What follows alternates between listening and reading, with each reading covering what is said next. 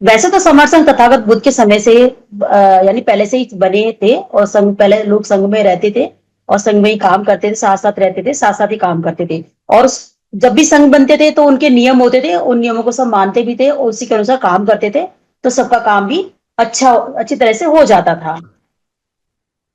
और जैसे जैसे संघ बिखरा, नियम बिखरे, संघ बिखरा, सब कुछ बिखर गया।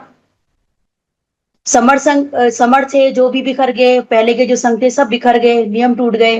तो समय रहते समाज के कुछ बुद्धिजीवियों ने इस पर पड़ी धूल को झाड़ फूंक कर साफ किया और एक संघ बनाया जिसको समर संघ का नाम दिया, और उसके 10 नियम भी बनाए, जो कि 10 गोल्डन रूल या 10 अमर्त्य विनय भी कहा जाता है। जो इस प्रकार है, मैं शॉर्ट में उनको रखना चाहूंगी। विनय नंबर 1 केवल समण, इसमें सिर्फ समान विचार वाले लोग ही आ सकते, समण ही रहते हैं। चंदा कभी नहीं, समर संघ कभी चंदा नहीं लेता है न देता है। नंबर 3 जाति अभ्यास कभी नहीं, समर संघ में आने वाले भाई बहन, समर जो भाई बहन होते उनकी एक ही जाति होती समर, उनकी कोई और उपजाति जाति को नहीं पूछा जाता, ना बताया जाता, ना उस पर कोई बात की जाती है। नंबर 4 केवल संघवाद, संघ में ही रहते और साथ साथ रहकर ही काम करते, एक का किसी का कोई आदेश नहीं चलता, संघ के साथ बैठ के विचार करते किसी बात पर और उस पर निर्णय लिया जाता है।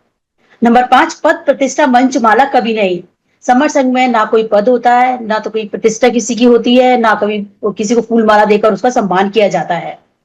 नंबर 6 पंजीकरण कभी नहीं, समर संघ में किसी भी चीज का कोई पंजीकरण नहीं होता है, समर संघ सबका है, सब आ सकते हैं और अपने अपने हिसाब से काम कर सकते हैं।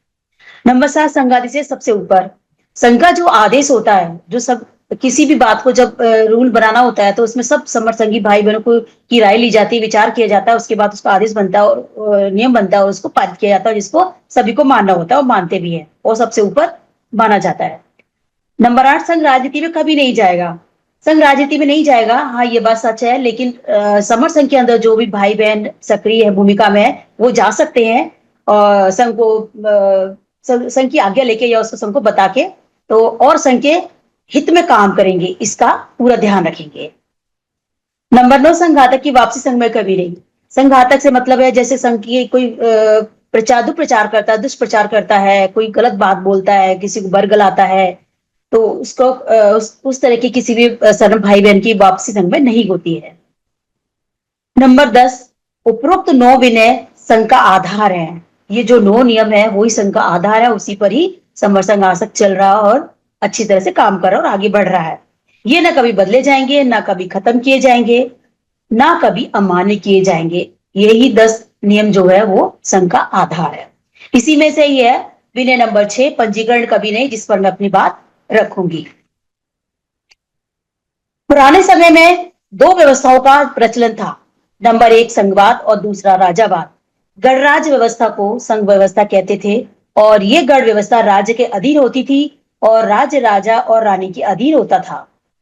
संघ व्यवस्था संघ के अधीन होती थी, लेकिन राजा कितना भी ताकतवर हो वो संघ व्यवस्था में दखल नहीं कर सकता था। संघ या गण जो भी आदेश देते थे वो माना जाता था। यही व्यवस्था आज भी भारत में है, गांव में आकर पंचायत होती है। इसी तरह अमेरिका में भी व्यवस्था चलती है, वहां के सभी राज्य गणराज्य पर आधारित है, उसका नाम भी USA, United state of America, संयुक्त राज्य अमेरिका, राजा के दरबार के नाम से है। और राजा के दरबार में कभी भी कोई संघ परिषद, गण परिषद हाजिरी नहीं लगाते थे, इसका मतलब राजा के यहाँ संघ का कोई रजिस्ट्रेशन नहीं होता था। इसी तरह से रजिस्ट्रेशन तो किसी कोई पर्सनल चीज होती है उसी का होता है, संघ में तो किसी तरह का कोई रजिस्ट्रेशन होता ही नहीं है। संघ लोगों की एक स्वतंत्र इकाई होती थी, अर्थात बंधन मुक्त, कि लोग अपने संगठनों का संस्था का पंजीकरण क्यों करवाते, इसका सीधा साधा मतलब है पंजीकरण में संगठन संस्था के वैधाय नियम देने पड़ते हैं। संगठन संस्था के मालिकों का नाम बताना होता है, फिर सरकार से एक प्रमाण पत्र मिलता है कि इस संस्था का, इस संगठन का यह व्यक्ति मालिक है। किसी भी चीज का मालिकाना हक लेने के लिए पंजीकरण करवाना आवश्यक होता है। पंजीकरण तो वैसे देखा जाए तो पर्सनल चीज होती है, जैसे घर का पंजीकरण होता है, गाड़ी का होता है, अपनी खुद की पर्सनल कोई चीज होती है उसका पंजीकरण होता है, और ये समर संघ में कोई पंजीकरण नहीं होता, और ये जो संगठन बनाते हैं वो पंजीकरण कराते हैं। वो लोग अपनी एक पर्सनल चीज होती है उनकी कि मेरा संगठन है, तो इस तरह से उसका पंजीकरण कराते हैं। जिस तरह घर का पंजीकरण, कार का पंजीकरण, किसी भी चीज का पंजीकरण हमें मालिकाना हक चाहिए, उसका पंजीकरण कराना आवश्यक होता है। यहाँ तक पद का भी पंजीकरण कराना होता है। या और तो राष्ट्रपति, प्रधानमंत्री, सांसद, एमएलए, इन सभी का पंजीकरण होता है।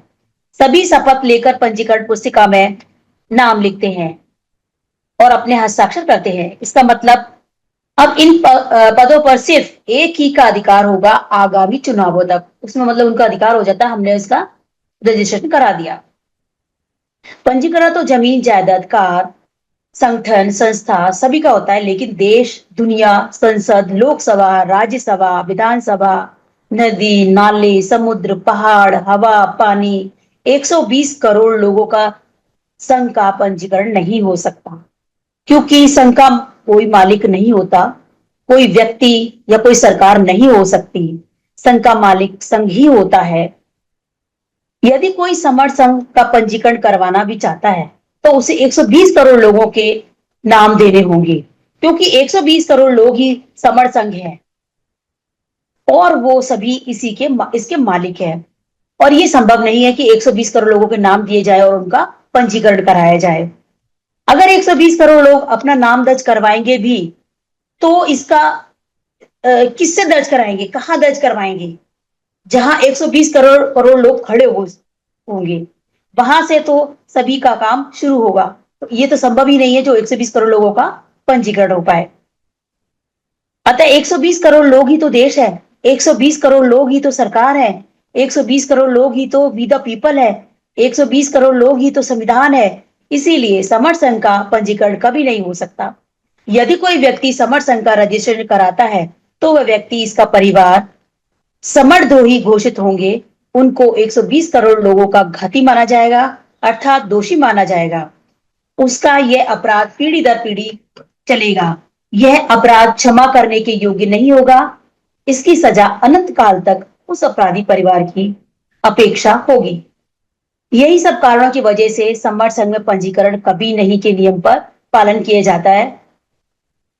यही खास वजह है हमारे समर्थ संघ की, जिसकी जो 10 अमात्य विनय है ना, वो इतने प्रभावशाली है कि सब पर अपना प्रभाव छोड़ते हैं और इसीलिए सब मानने को मजबूर भी हो जाते हैं और मान भी रहे हैं। यहाँ तक कि संगठन वालों को तो बहुत दिक्कत भी हुई है इन नियमों से और हो भी रही है फिर भी, लेकिन आगे पीछे मन मार के ये तो बोल ही देते हैं कि हाँ, समर्थ संघ अच्छा काम कर रहा है, समर्थ संघ के जो 10 अमात्य विनय हैं वो बहुत अच्छे हैं, मानने योग्य हैं, जानने योग्य हैं और उन पर अमल किया जा सकता है और लोग अमल भी कर रहे हैं और उसको मान भी रहे हैं। और उसका चंदा कभी नहीं वाला जो नियम है वो तो इतना पॉपुलर हो रहा है, इतना अच्छा लग रहा है लोगों को कि आज तक लोग चंदा देते थे, चंदे के नाम पे बहुत पैसा बर्बाद हुआ, बहुत लेना देना चला, लेकिन काम कुछ भी नहीं हुआ, भला किसी का भी नहीं हुआ। इस नियम को तो बहुत ही अच्छे से अपनाया जा रहा है और बहुत पॉपुलर भी हो रहा है। यही सब कारणों की वजह से समर्थ संघ में पंजीकरण कभी नहीं के नियम का पालन किया जाता है। और इसी के साथ मैं अपने वक्तव्य को यही विराम दूंगी।